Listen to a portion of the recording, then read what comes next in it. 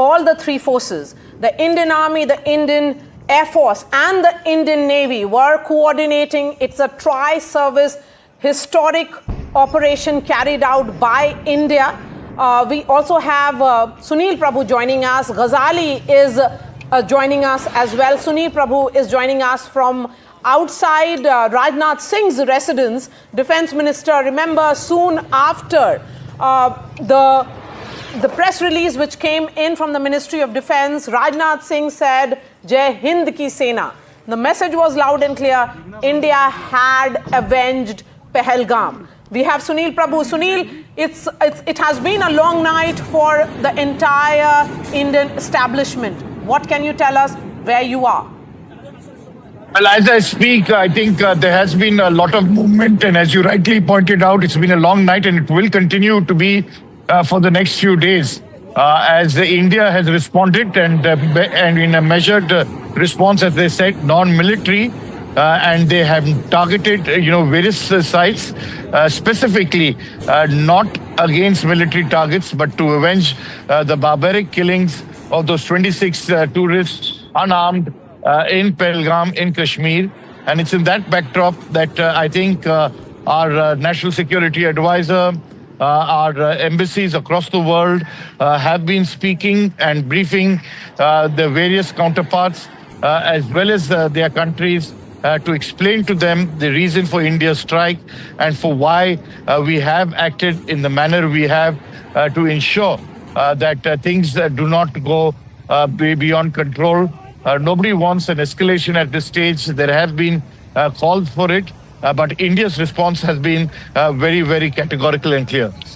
India's response categorical and clear. Operation Sindoor, the Indian Army has released that statement, which was carried out at 1:44 a.m.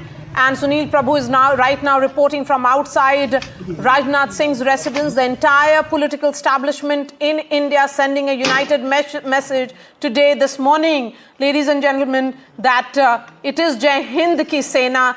The forces, the Indian Army, the Indian Air Force, the Indian Navy has carried out this act with immense precision.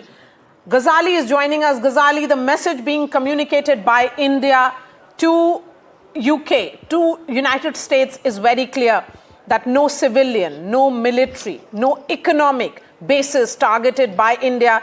It was reasonable strike carried out with immense precision, keeping in mind which was seen as known terror bases which are known in public domain. So that's what India is emphasizing repeatedly. Yeah, certainly, and that shows that how India has diplomatically isolated Pakistan, not just post this attack, but even pre-attack season, when Dr. Jaishankar was talking to all the UN permanent members, non-permanent members, and diplomatic jostling was going around between India and Pakistan.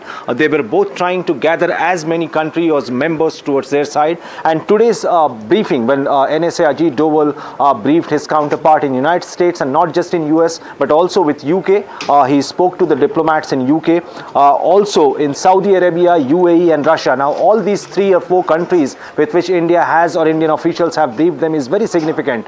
Prior to this attack in the past, it was always considered perhaps that Russia is close to Pakistan. Russia has been briefed about the strike. Saudi Arabia and UAE, 2 powerful Arab nations which are also perceived to be supporting or pro-Pakistan, they have also been informed about the attack. So certainly India, after these strikes, have been briefing those nations as well which are perceived to be close to Pakistan.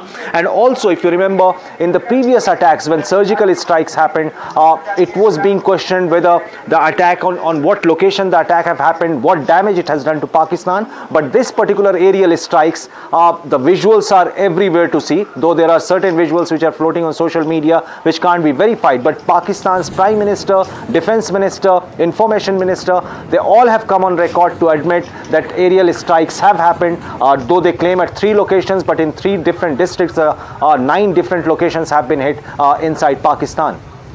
Okay, but now we can tell, in fact, bring in Vishnu. Now, Vishnu, you are saying these loitering munitions have been used. Give us details of that, Vishnu.